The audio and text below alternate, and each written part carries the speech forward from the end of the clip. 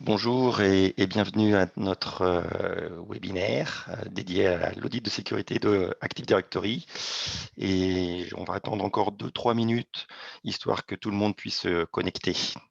À tout de suite.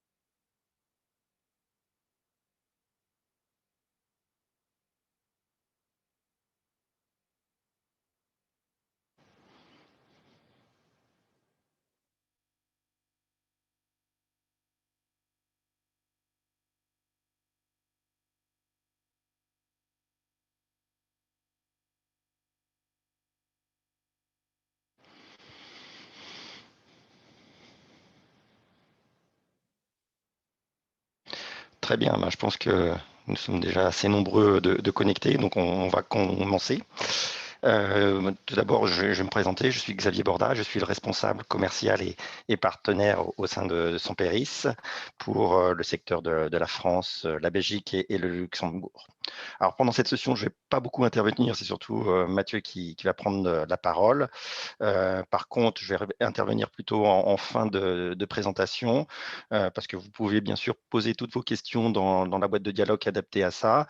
Et donc, on aura une session en fin de présentation, une session de questions-réponses. Et je lirai donc toutes vos questions que vous pourrez me poser. Et sinon, nous allons enregistrer le webinaire et bien sûr, vous pourrez demander de pouvoir rejouer le webinaire en demandant la vidéo associée.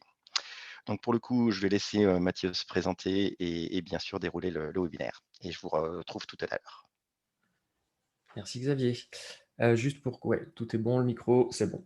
Bonjour à tous, merci de nous rejoindre. Donc, c'est aujourd'hui le deuxième webinaire qu'organise Semperis sur cette année. Je vais me présenter rapidement pour ceux qui ne me connaissent pas encore. Donc, je m'appelle Mathieu Trivier, je suis Solution Architect pour Semperis.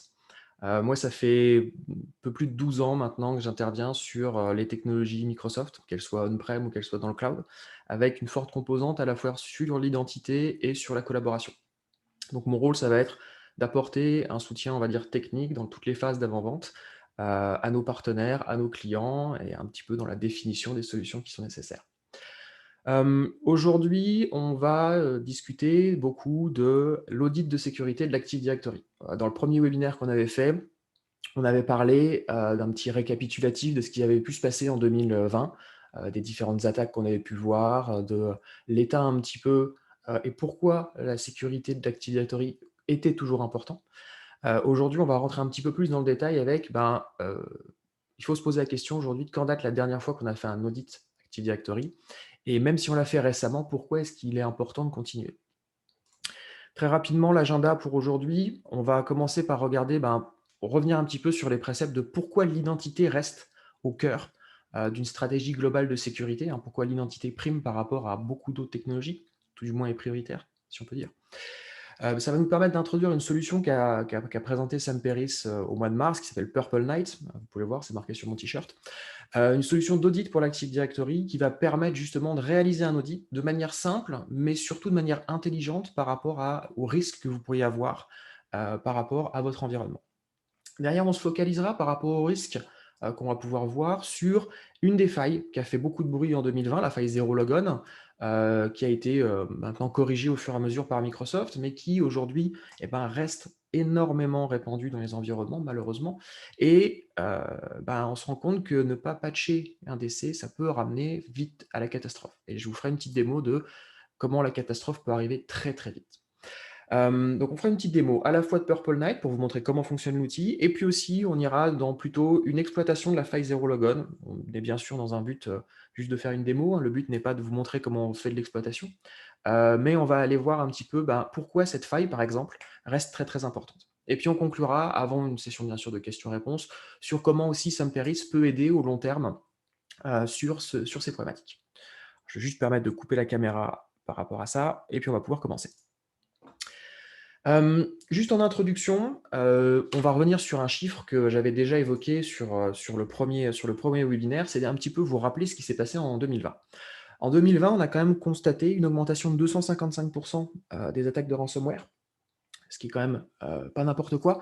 Et malheureusement, on se rend compte que 2021 va sûrement être encore pire. On voit depuis le mois de mars, aussi bien en France que même sur d'autres marchés, on a énormément d'attaques qui sont maintenant rendues publiques, donc on se rend compte vraiment de ce qui se passe. Et malheureusement, quand on parle d'attaques de ransomware, eh ben, à un moment ou un autre, l'Active Directory est impliqué, que ce soit comme vecteur de propagation ou bien carrément comme cible. On a aussi l'ANSSI qui a communiqué sur certains chiffres intéressants, une multiplication par 4 des sollicitations par des victimes, et je pense que pareil, ils vont malheureusement pas avoir beaucoup de temps libre cette année, puisqu'on les sait énormément phagocytés aussi par ça.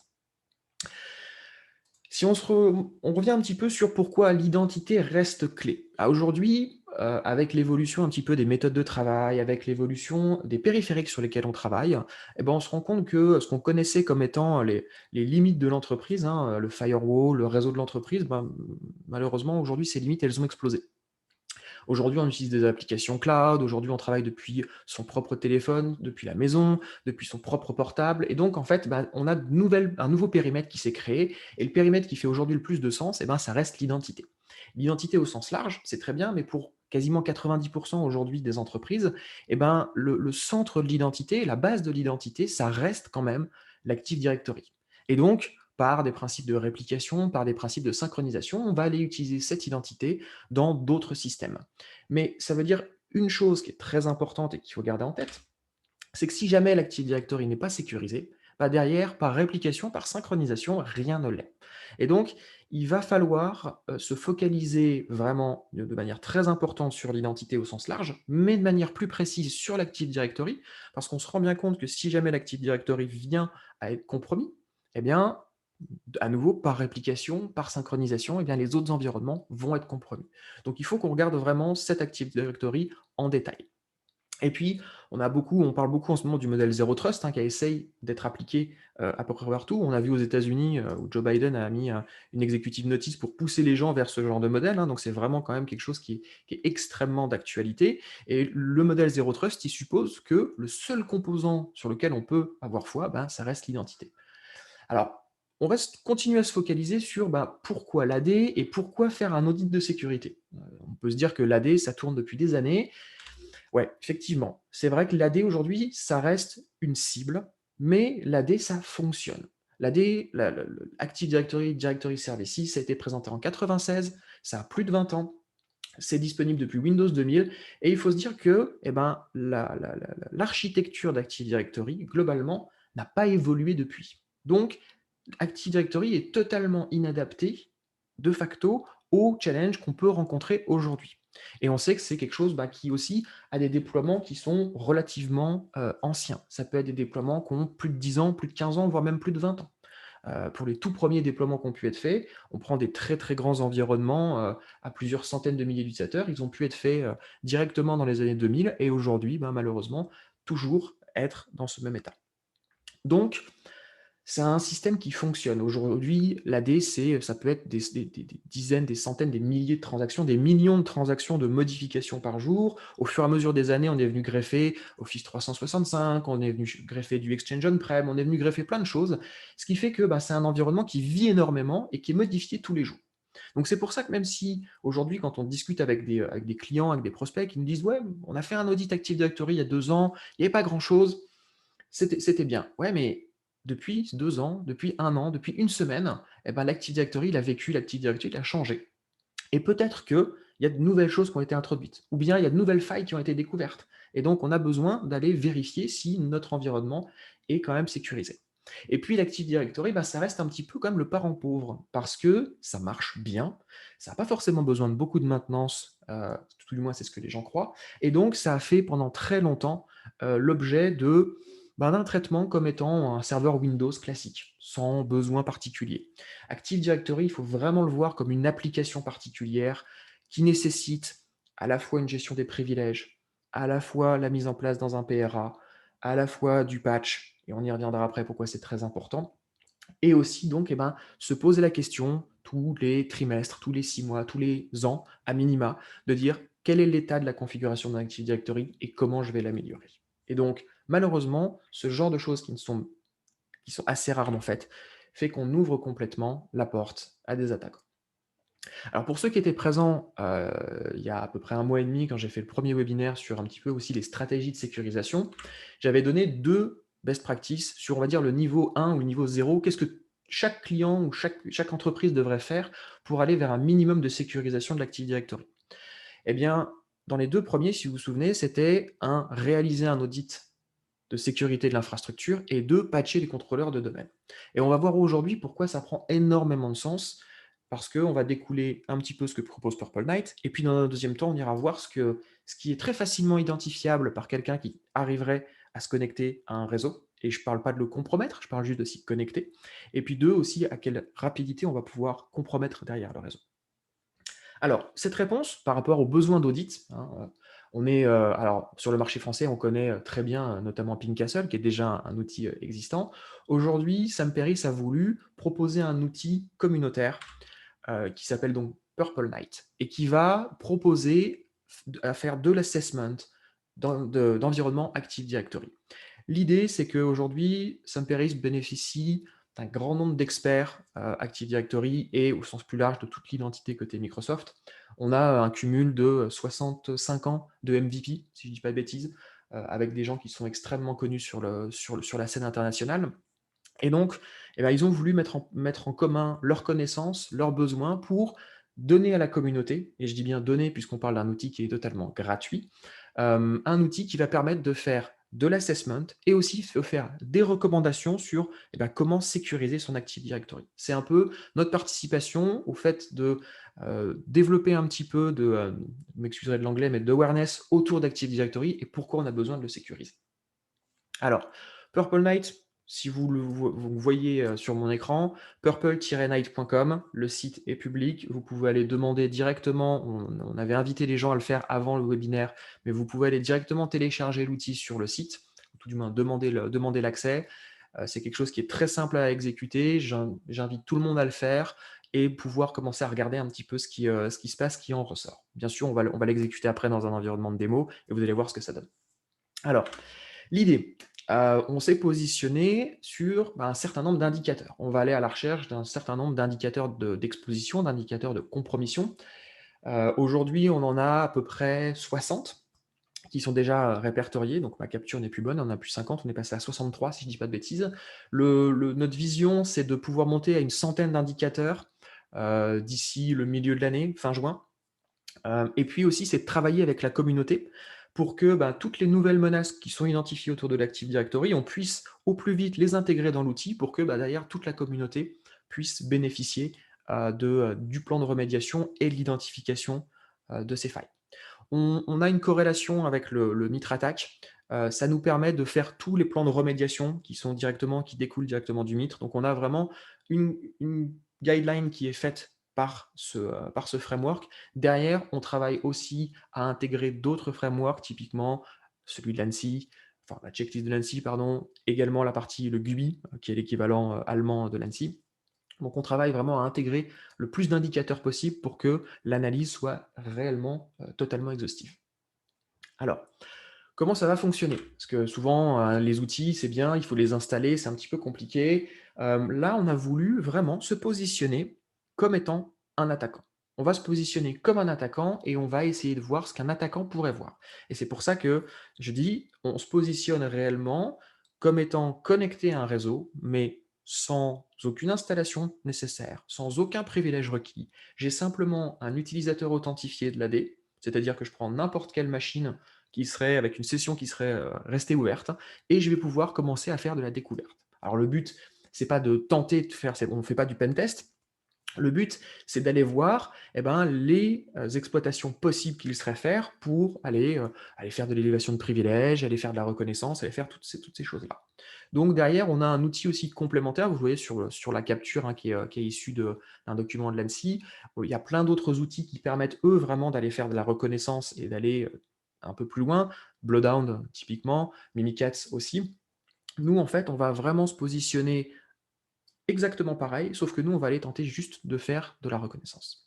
Ça permet aussi, au passage, ça c'est un retour qu'on a par rapport, aux premiers, partenaires et clients qui l'ont utilisé, ça permet aussi d'aller tester, toute la chaîne. Ça veut dire que si on l'exécute sur un poste, du domaine, on devrait avoir un EDR local qui potentiellement dit: «Ouh là, j'ai, du PowerShell qui s'exécute sur cette machine, il y a beaucoup de PowerShell qui se lancent en parallèle, c'est peut-être un peu bizarre». Ça va nous permettre de tester aussi les sons d'IDS. On va avoir des appels LDAP qui vont passer. Ça, c'est des choses, ça devrait lever un petit peu des alertes dans les sons d'IDS. Donc on va pouvoir comme ça, directement avec Purple Night, avec un seul outil qu'on n'installe pas de privilège, ça prend vraiment 5 minutes à exécuter, on va pouvoir tester toute la chaîne de compromission qu'on aurait pu avoir en tant qu'attaquant. Alors, les grands discours, c'est bien. Ce que je vous propose, c'est qu'on passe directement à une démo et que je puisse vous montrer un petit peu à la fois comment exécuter Purple Night, ça fait vraiment 5 clics, et puis derrière, qu'on puisse aussi regarder le rapport qui est fourni par Purple Night avec les informations qu'on va avoir, et puis qu'on passe un petit peu de temps sur quelques indicateurs clés qu'on pourrait avoir dans le rapport. Alors, hop, on va se connecter sur une de mes machines.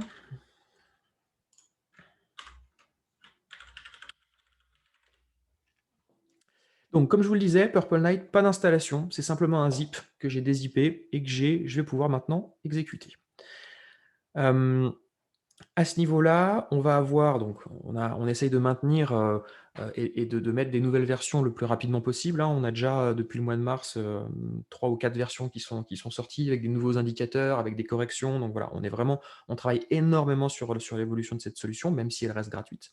Première chose, on va aller, accepter, le license agreement.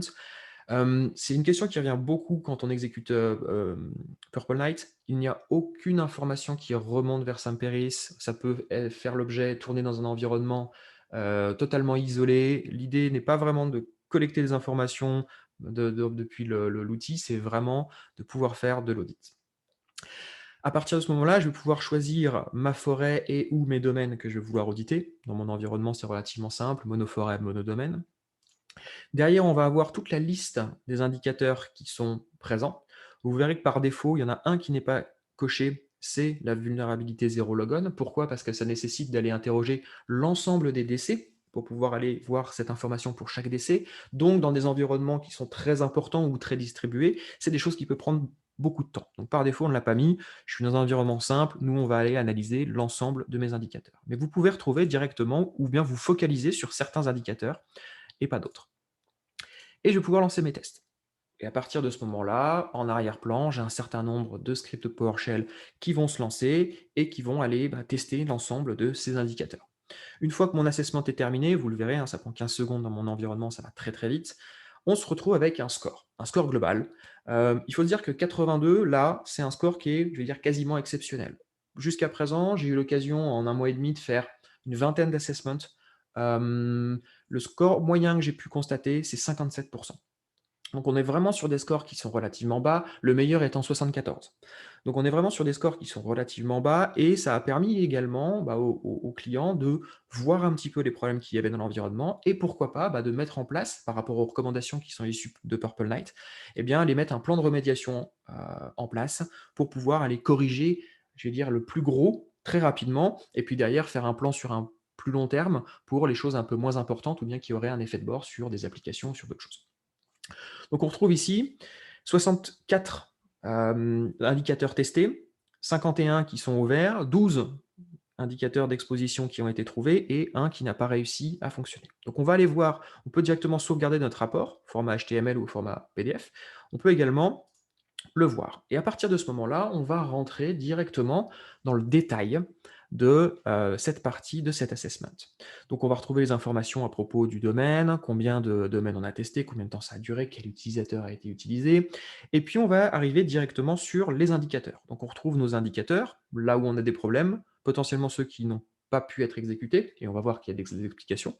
Et là, on va rentrer en fait par niveau de criticité.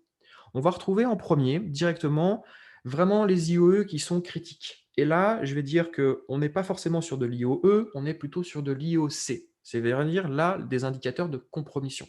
C'est-à-dire qu'aujourd'hui, si on voit ce genre de choses ressortir de l'assessment, c'est typiquement qu'il y a eu ou qu'il y a actuellement une intrusion dans le réseau. Aujourd'hui, on le voit, Mimikatz est maintenant un outil qui est quand même relativement connu. L'attaque DC Shadow est très connue. Et si on voit qu'on a des traces de l'attaque DC Shadow, ça veut dire que potentiellement, on a quelqu'un qui a réussi à récupérer des droits d'administration. Et donc, il va falloir réellement investiguer ça.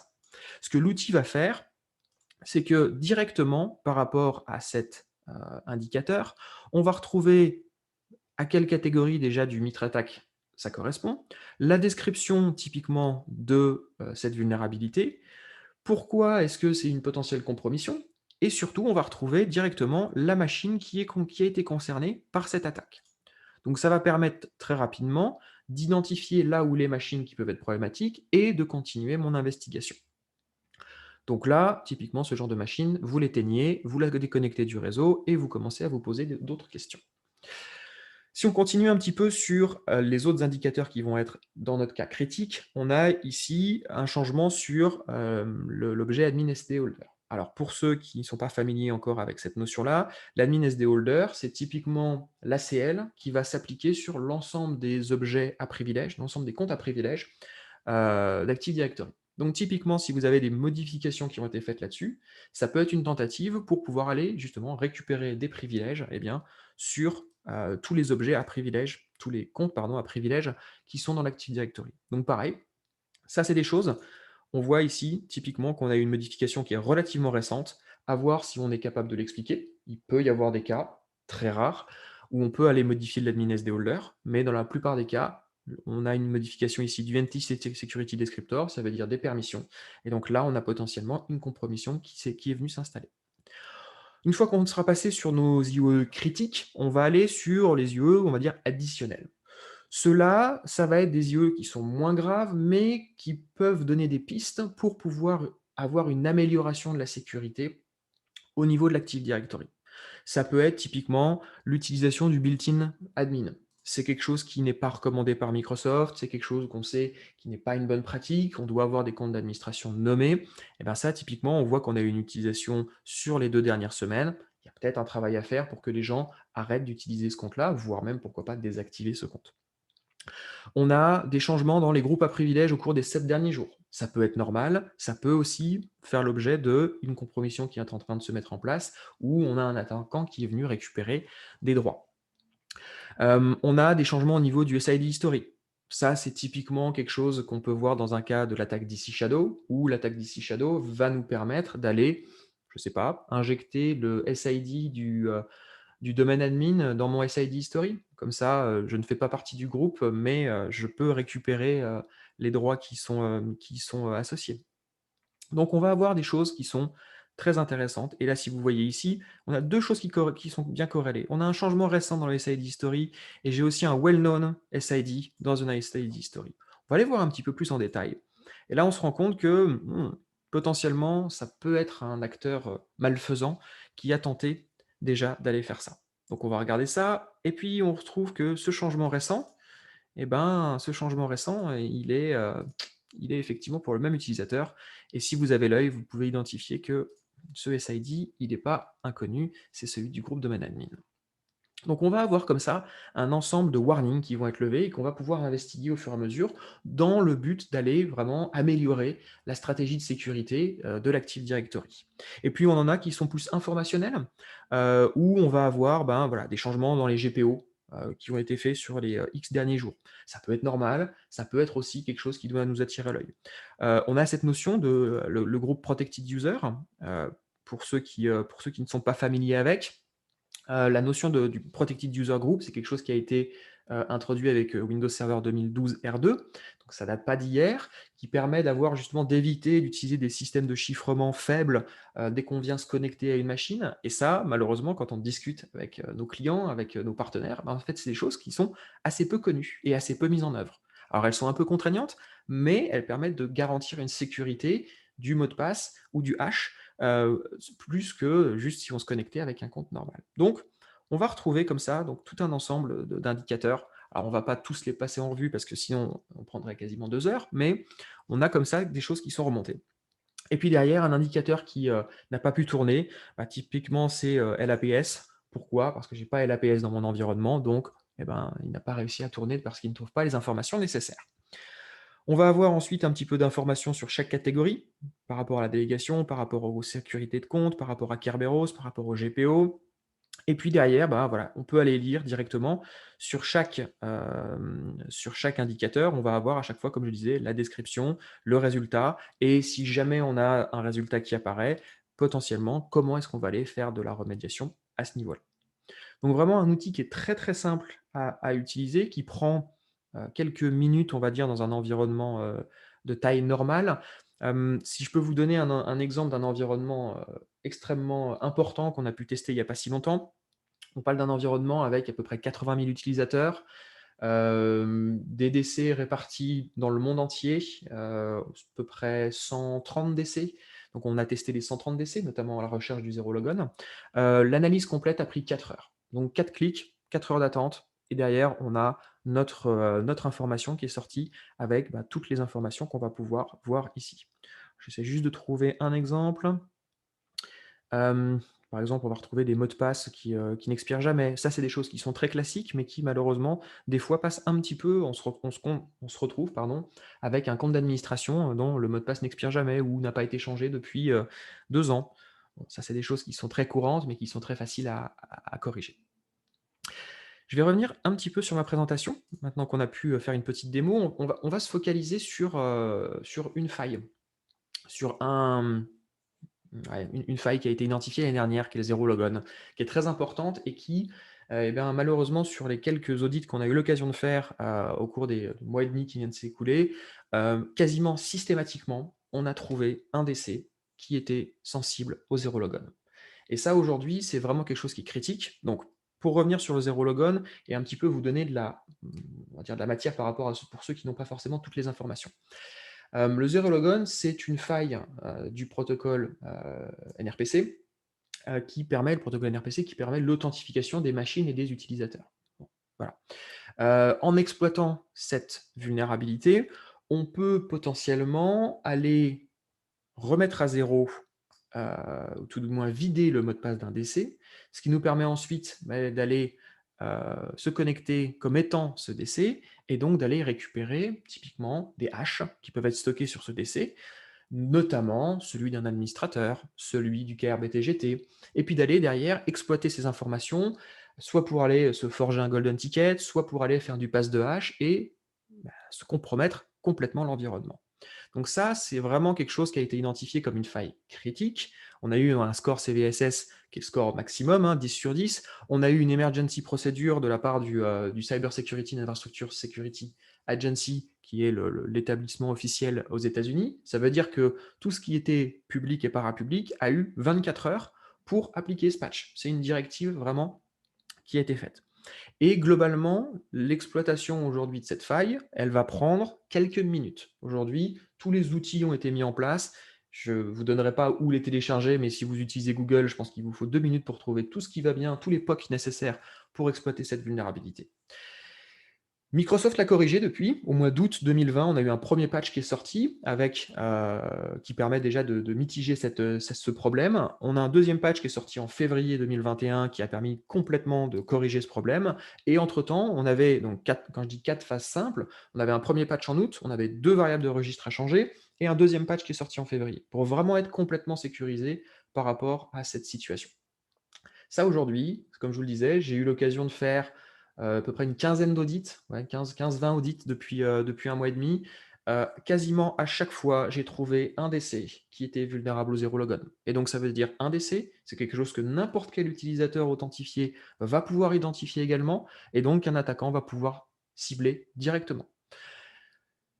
Mieux qu'un long discours, alors c'est vraiment dans un but éducationnel, hein. Le but n'est pas de vous apprendre comment est-ce qu'on va exploiter une faille. Le but, c'est vraiment de vous montrer que c'est quelque chose qui est très simple et donc c'est très important, premièrement, d'aller faire de l'audit et deux, d'aller faire les plans de remédiation qui sont avec. Mais c'est de vous montrer un petit peu comment fonctionne cette faille zero logon. Pour ça, vraiment pas compliqué, hein, aujourd'hui, Kali Linux est l'une des distributions Linux les plus utilisées, hein, avec, tout, l'armement, si je peux dire, pour aller exploiter ces failles et donc on a un certain nombre d'outils, qui ont été téléchargés pour pouvoir exploiter cette faille. À ce niveau-là, ce qui va se passer, c'est que j'ai simplement besoin du nom et de l'IP de la machine. Donc ça, je l'ai très facilement identifié puisque j'ai eu accès à une machine du domaine. Je sais identifier quels DC sont vulnérables, j'ai leur nom, j'ai leur IP. À partir de ce moment-là, je vais pouvoir utiliser simplement un petit script Python qui va me permettre d'aller chercher ma vulnérabilité sur ma machine.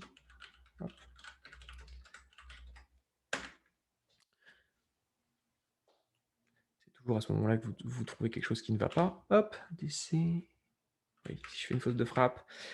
Hop. Simplement un script. Voilà, un script très facilement téléchargeable. Et là, cette faille elle a été exploitée. Et donc, aujourd'hui, je me retrouve avec un DC qui n'a qu'un mot de passe vide.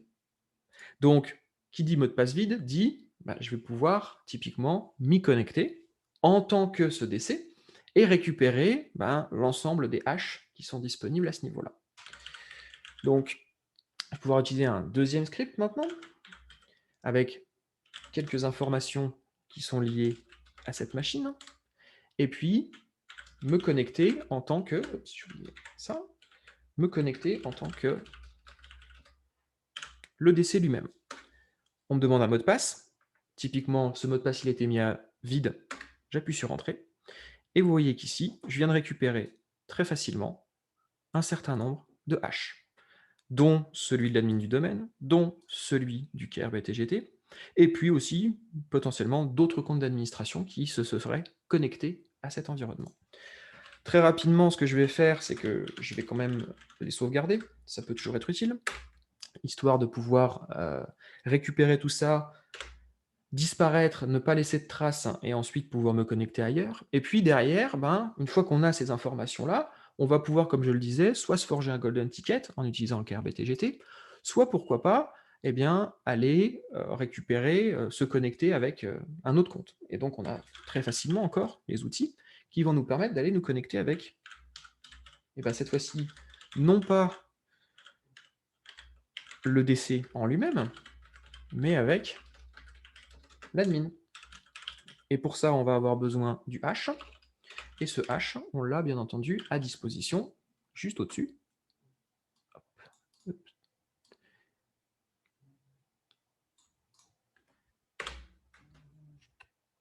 Je me suis connecté, et maintenant j'ai donc un shell qui est ouvert, hein, une bête interface de commande à ce niveau-là, au niveau Windows.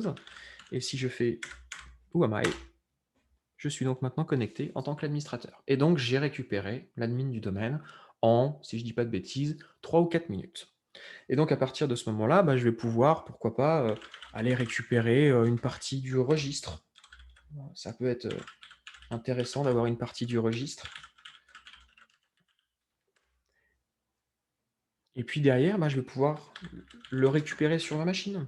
Une fois que je l'ai généré sur cette machine distante, je vais pouvoir le récupérer.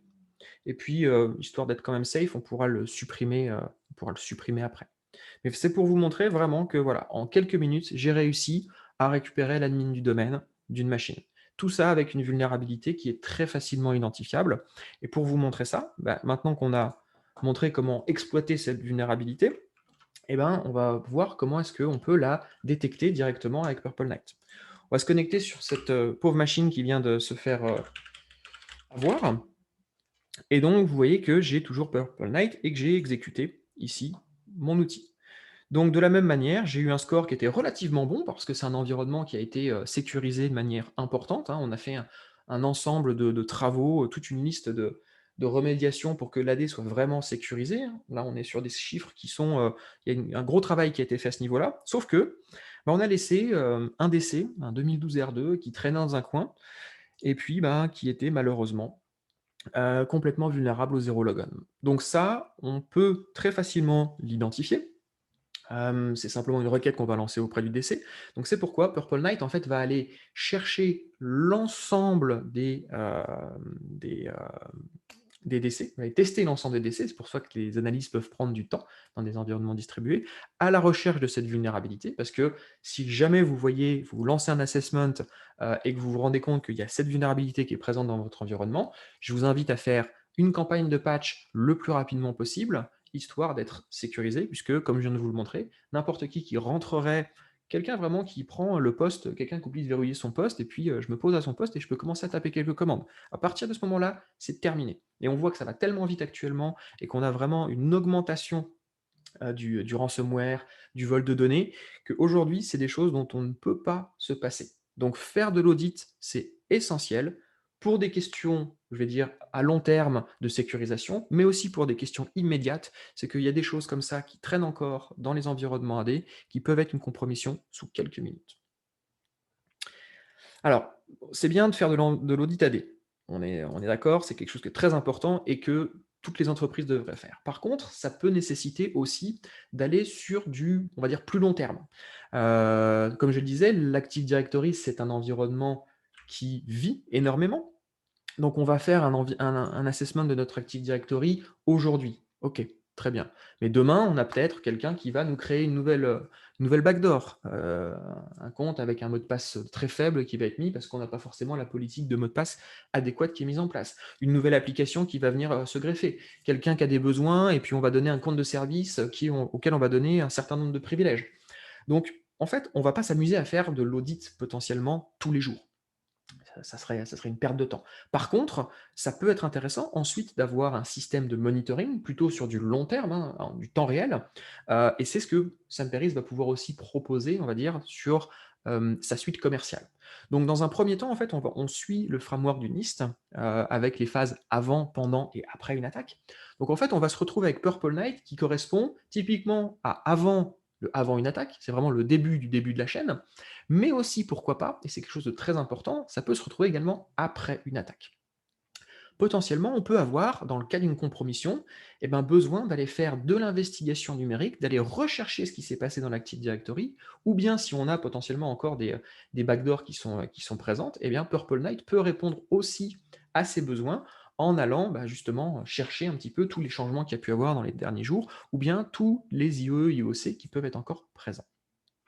Derrière, quand on rentre dans une phase avant une attaque, qui est vraiment la phase identification, protection d'un environnement, on va parler d'un autre outil de Samperis qui s'appelle Directory Services Protector et qui va permettre en fait d'avoir une surveillance continue de ces mêmes IE, IOC.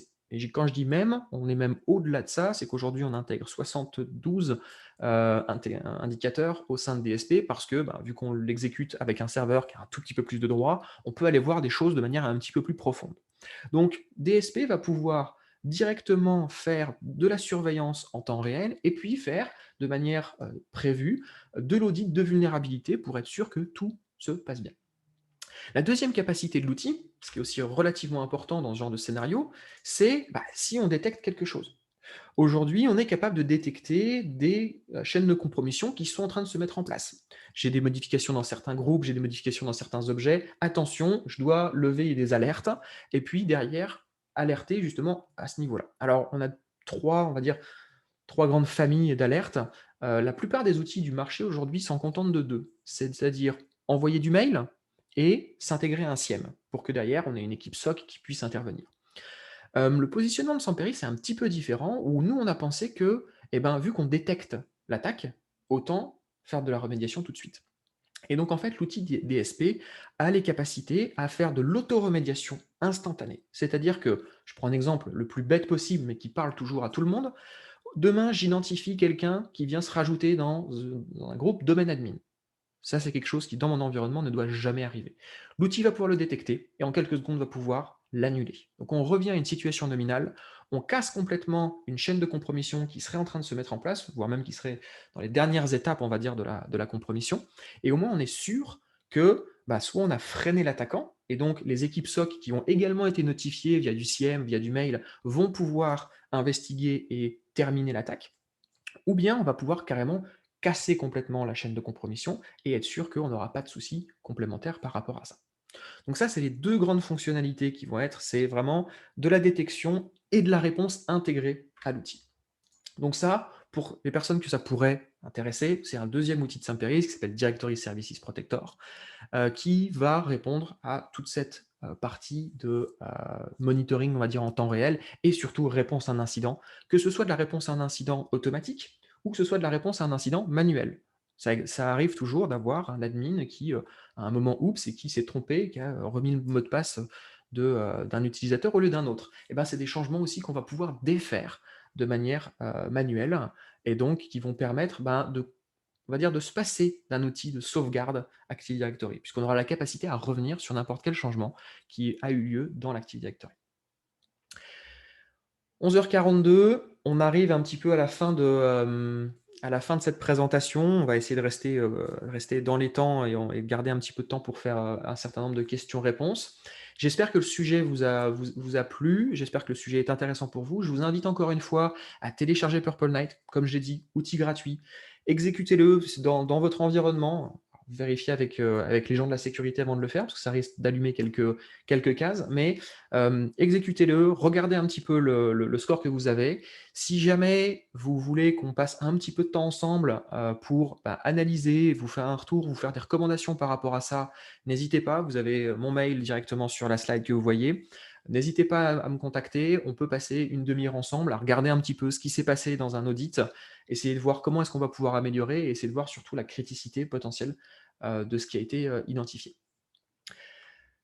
Xavier, je vais faire Oui, appel à toi si on a des questions qui ont été posées. oui, alors il y a une question qui nous revient assez souvent, c'est est-ce que Purple Night intègre les points de contrôle qui sont préconisés par l'ANSSI?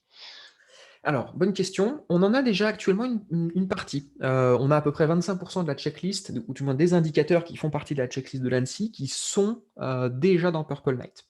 L'objectif qu'on a, c'est d'avoir l'intégralité des indicateurs qui vont être mis à disposition dans Purple Night vers la fin de l'été.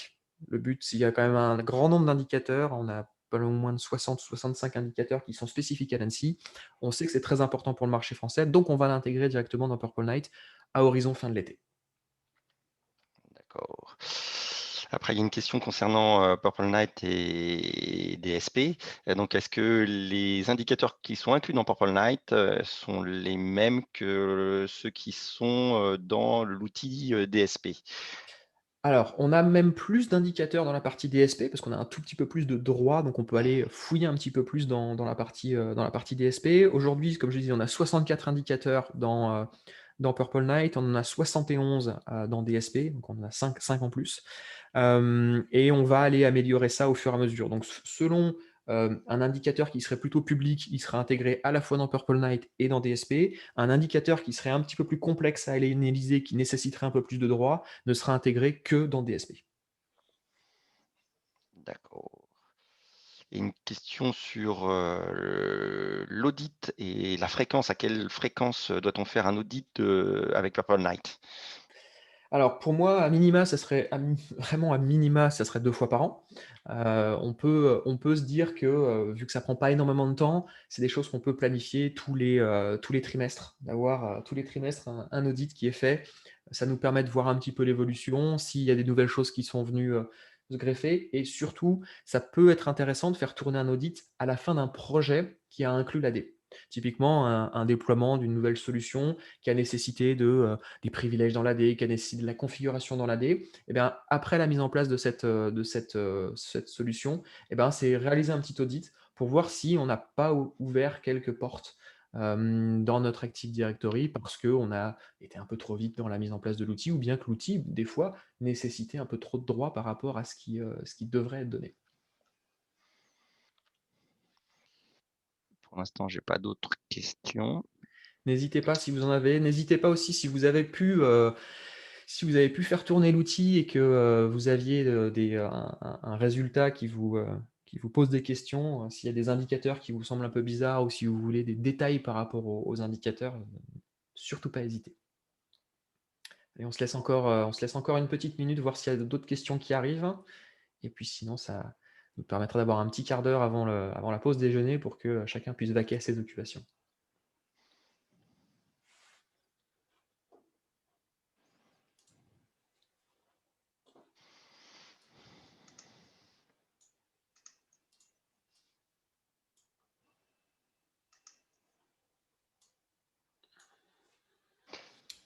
Bien. Bien, pas d'autres questions? Je vois que ça n'a pas l'air de se bousculer dans le chat, comme on dirait. Ah, si. Alors, est-ce qu'on peut générer ces rapports automatiquement, les intégrer à une revue de compliance sécu, par exemple? Alors, très bonne question. Purple Night, non. Purple Night, vraiment, pour audit de faire de pour raison de faire de l'audit ponctuel, donc on va pouvoir l'exécuter et on aura un rapport à chaque fois. Par contre, DSP, lui, il va pouvoir créer à la fois des tableaux de bord et des rapports de compliance qui vont pouvoir être générés automatiquement, et puis pourquoi pas être envoyés par mail ou bien être inclus dans d'autres documents.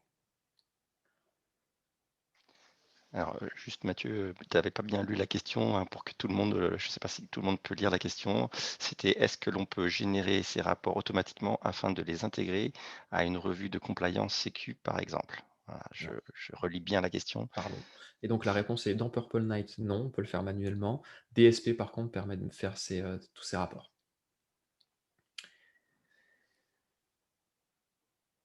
Pas d'autres questions? Je propose qu'on puisse lever la séance. Merci beaucoup, merci à tous pour votre participation. J'espère que le sujet vous a intéressé et que vous avez appris des choses. N'hésitez pas, s'il y a des questions qui vous reviennent après, à contacter soit moi sur une partie technique, soit Xavier plutôt sur une partie commerciale. On sera ravis de pouvoir vous présenter un petit peu plus ce que propose Sam Peris en tant que solution. Et puis, bah, il me reste à vous souhaiter une bonne fin de journée et à bientôt pour un prochain webinaire. Merci à vous et à bientôt. Merci à tous. Bonne Au revoir. journée. Au revoir.